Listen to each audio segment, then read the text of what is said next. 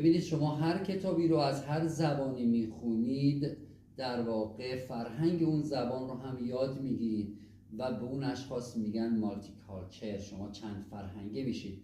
مثلا همین که یه خارجی میاد ایران میبینه ما چقدر مهمان نوازیم، اونها از ما چیزی یاد میگیرن و همین که ما میبینیم اونها چقدر دایرکتن، تعارف ندارن، ما چیزی از آنها یاد میگیریم که نباید تعارف بکنیم و این تاثیر فرهنگ یک زبان بر زبان دیگر است. و اشخاصی که پس کسانی که مالتی لنگویج هستن مالتی کالچر میشن، چند فرهنگه میشن. مورد بعدی، وقتی شما به زبان خودتون بلدید صحبت بکنید میتوانید به همان زبان هم فکر بکنید.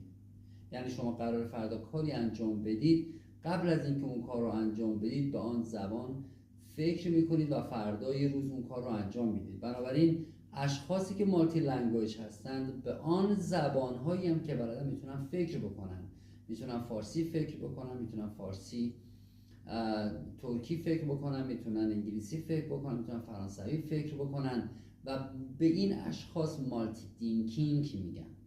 بنابراین ببینید تمام مخاطبینی که صحبت‌های ما رو میشنوید زبان رو یاد بگیرید، نه به عنوان اینکه با آن زبان صحبت بکنید. یکی از آپشن های کوچیک یادگیری زبان انگلیسی یا هر زبان اینه که شما میتونید به آن زبان صحبت بکنید، اما بعد وسیعش اینه که وقتی زبانی رو یاد میگیرید دقیقاً مثل یادگیری یک مهارت، دونستن یک مهارت رانندگی، مهارت جوک گفتن، مهارت آشپزی، مهارت موسیقی، مهارت ها در وهله اول به انسان اعتماد به نفس میدن، نیاز دیگران به شما رو زیاد میکنن و این که اشخاصی که به چندین زبان بلد هستن صحبت بکنن، فکر بکنن، در راه پیدا کردن به جایی یا مسئله‌ای یا در انالایز کردن و تجزیه و تحلیل مسائل روزمره زندگیشون دستشون بازتره.